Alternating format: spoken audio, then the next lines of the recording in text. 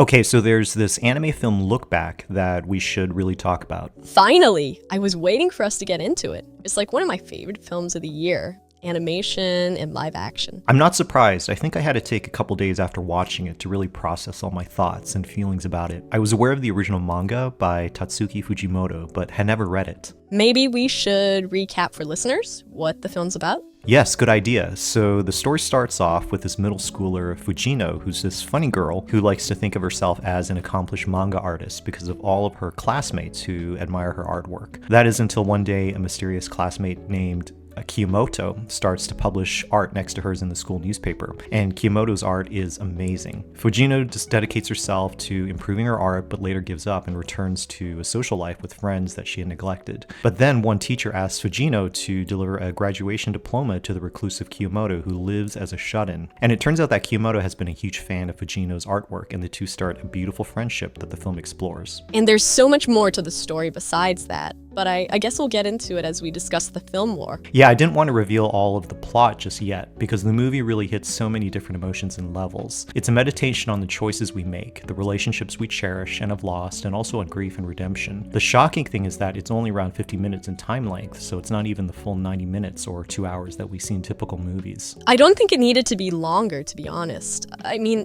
I love Fujino because she's such a well-rounded character, and she has the biggest growth throughout the movie. Definitely, Fujino is so amusing because at the beginning we see her as this super smug and proud middle schooler who's kind of a mini celebrity in her small world, but she gets shaken up by the sudden challenge of Kiyomoto's superior art. We see these montages of Fujino throwing herself into her art books and drawing in her sketchbooks, desperately trying to improve her skills while ignoring her social life with friends and family. I think a lot of artists will relate to that. Well, to me, what was really beautiful was seeing Fujino and Kiyomoto start their friendship and watching the two of them bond while drawing their manga.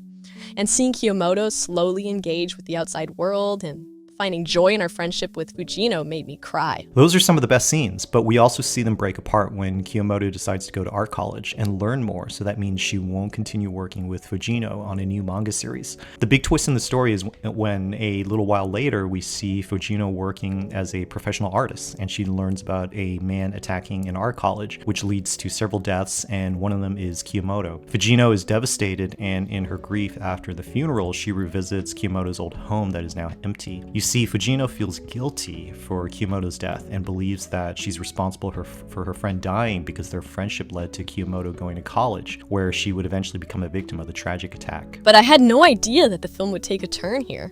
This was where the film explored another timeline, right? Yeah, I think that's what happened because we start to see a sequence of what would have happened if Fujino and Kiyomoto had not met that fateful day when Fujino came to deliver the graduation certificate. In this new timeline, Kiyomoto still decides to go to art college, and when she encounters the campus killer, she is miraculously rescued by Fujino, who lived a life without doing art. She actually looks like she's an athlete in a tracksuit, but the girls connect, and there's a hint that maybe they will partner together on a manga, and the film pivots back to the original timeline moments later, and this is a beautiful moment for Fujino to realize she's not responsible for Kiyomoto's death. But there's more, right? I remember Fujino enters into Kiyomoto's room in the original timeline, and she finds all the manga books that Fujino has been working on after they split up.